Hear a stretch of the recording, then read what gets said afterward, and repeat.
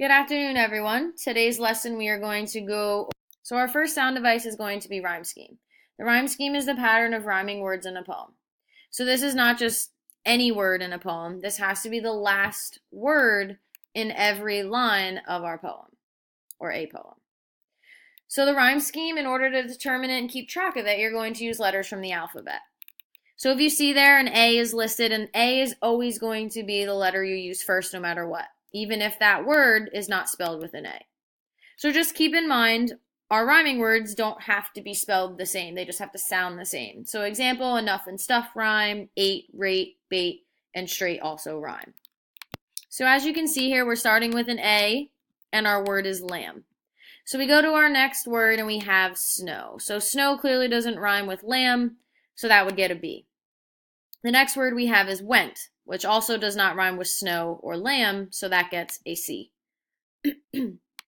And our next one is go. And if we look back, went, snow, and lamb, snow rhymes with go, so that gets the same letter, which would be a B. Looking at our next stanza, we have day, so that doesn't rhyme with go, went, snow, or lamb, so that would get a D. Then we have rule, which again doesn't rhyme with anything before it, so it gets an E. And then we have play, which rhymes with day, which gets a D, and school, which rhymes with rule, so it gets an E. So you can see we do that throughout the whole way. So the next two stanzas would be FG, FG, and then BH, BH. So on a test, if I ask you what the rhyme scheme is, whether you write it or if it's multiple choice, you're going to write it all straight out in one line. So if you look here at the bottom, Mary Had a Little Lamb's rhyme scheme is A, B, C, B, D, E, D, E, F, G, F, G, B, H, B, H. So we just took everything we found when we wrote it next to each of our lines and put it into one long line. So now you guys are going to practice. You're going to want to pause the video and write down the rhyme scheme for this poem, and then you're going to bring that with you tomorrow, and we're going to go over it together. Our next sound device is onomatopoeia. So you guys have had this relentlessly from elementary school through middle school, and now we're just kind of recapping it again. So we'll just go over it very quickly. So onomatopoeia, it's defined as a word which imitates a natural sound. So our example, it says, the gushing stream flows in the forest. We can envision that a little bit more than just saying the stream flows in the forest. So besides a word such as gushing, don't forget that the word whisper is also an example of onomatopoeia. So it's something people do, but it also is a sound. So our example that's down here is of a boy who gets a toy and he starts playing with the toy. And the toy makes a couple sounds: zip, bop, whirl. So that would be an example of some of our onomatopoeia.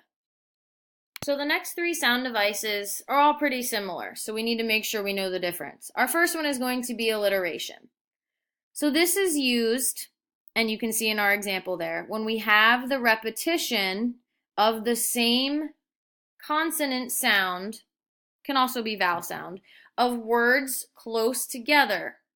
But this has to occur at the beginning of words only. You can see here, I remind you, it is an important point to remember that alliteration does not depend on letters.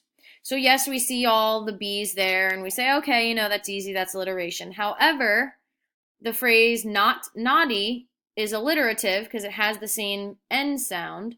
However, cigarette chase does not, because the CH makes the ch sound and the cigarette makes the S sound. So in our Romeo and Juliet example, we have the phrase, from forth the fatal loins of these two foes.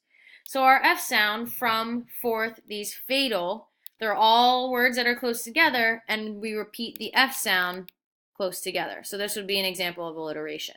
So I would like you now to pause and practice on the rim of the Ancient Mariner. Our next sound device is assonance. So this is similar, except for this only deals with vowel sounds, and it can only occur in the middle of words. So for example, men sell wedding bells. Men, the E, the L, the E, wedding bells, the E, and bells, the E. So we have the same vowel sound being repeated in the middle of words. So frost at midnight, that's solitude, which suits obtruser, musing. So we have the same U sound repeated.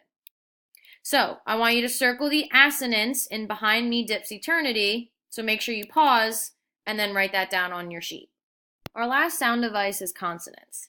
Now I like to call this the free-for-all sound device because consonants can occur anywhere it wants in words, as long as they're close together and a sound repeats.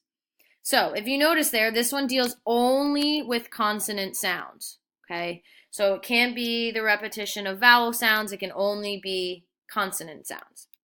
So what's tricky with this is, and if you remember from what I said about alliteration, alliteration can be consonants or vowels that only repeats in the beginning of words. So consonants can be consonant sounds anywhere in words, which could mean it could fall in the beginning of a word.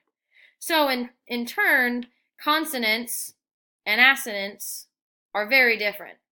And consonants and alliteration kind of go hand in hand. You can have words in a sentence or a phrase that are both alliteration and consonants at the same time. So if we look at our example, the eagle, he clasps the crag with crooked hands.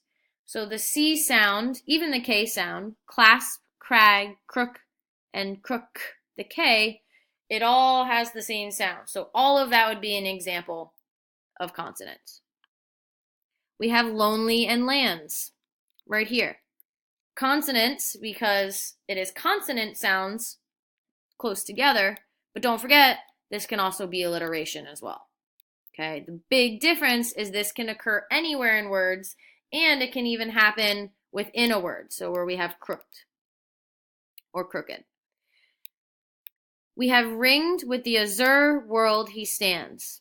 So the R sounds, the ringed, azure, and world. Remember, in the middle of words, we have the R here, and the beginning for the R there. So I would like you guys to now pause and try and circle the consonants in our example below. So to recap, rhyme scheme, that's the pattern of rhyming words in a poem. You have to use the alphabet to determine that.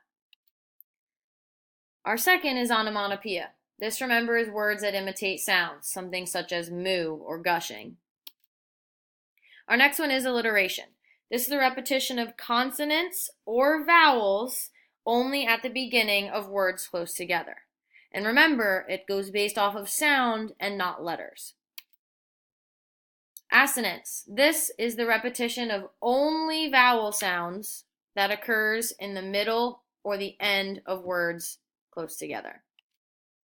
And then there's consonants, which is the repetition of only consonant sounds, but this can be anywhere in words that are close together. So remember, consonants can be alliteration when it is at the beginning of words.